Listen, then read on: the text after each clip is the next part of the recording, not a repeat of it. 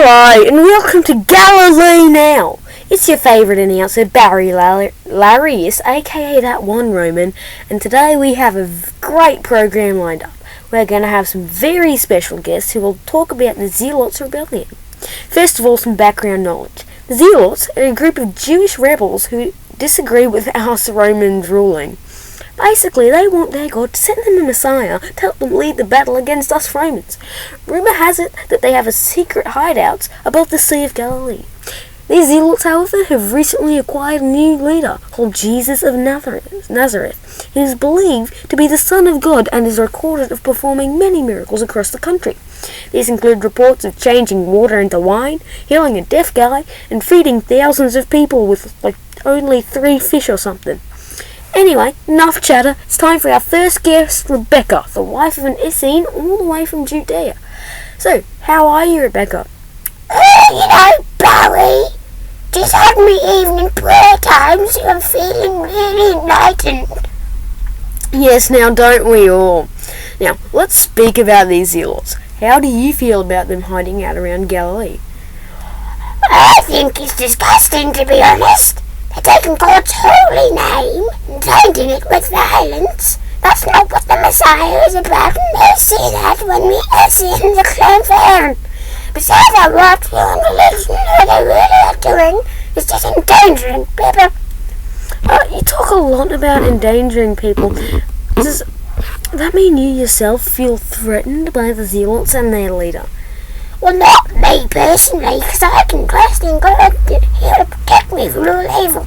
But I know that people certainly feel threatened, especially our newcomers. But as an Essene, you're isolated from the rest of the world. Doesn't that mean feeling threatened is somewhat out of the equation? Look, I know that there are a lot of people living out here in Galilee who would want to question the Essenes about our way of life and beauty. So everywhere is dangerous for us, Barry. So are you opposed to this man, Jesus, who is healing and spreading in God's name? Absolutely, Barry, absolutely. He's taking God's name and just tainting it. He's disobeying all the laws and causing a lot of disruption. It's really just horrible. Okay, thank you, Rebecca, for providing your opinion on our topic. Now, it's time for our next guest, Larry the Pharisee. Now, Larry, how do you feel about these Zealots? Oh, well, Barry, I personally don't believe that the Zealots are doing any harm to anyone.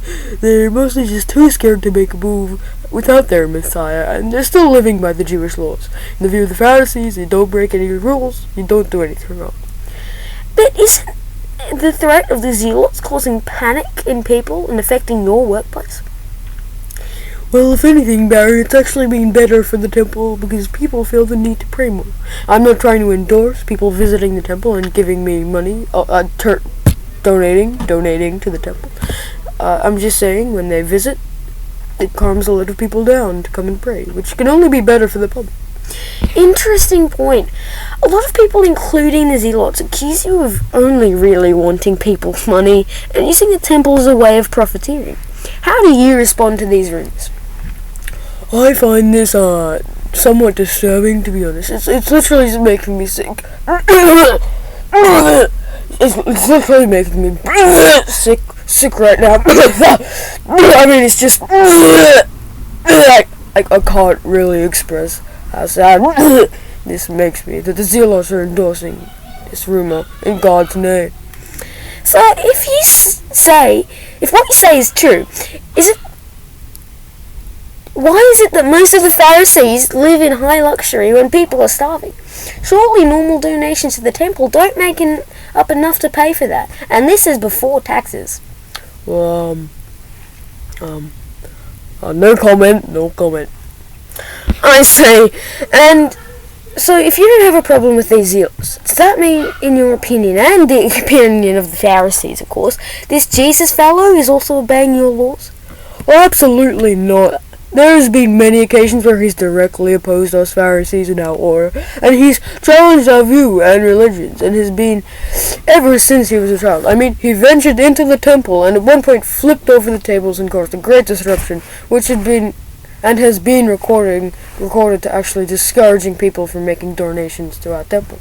So he's really a convicted criminal in our eyes. Oh, thank you, Larry. I'm glad you could provide some insight. That is the discussion portion of today's episode of Galilee Now. It was a very interesting... this just in. It turns out that Jesus has actually been apprehended in the showdown between the Pharisees and his disciples. We have him in the studio right now. Jesus, how do you feel about your apprehension? Well, this is all really just part of God's plan, dude. But, like, Barry, I'm so not worried at all. Like right now, really. And you know that once you're convicted, you'll be crucified and will die.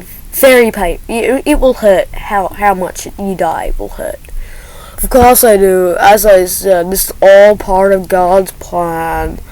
In fact, this is a bit of a secret, Barry, but I have something very special planned for you after I die.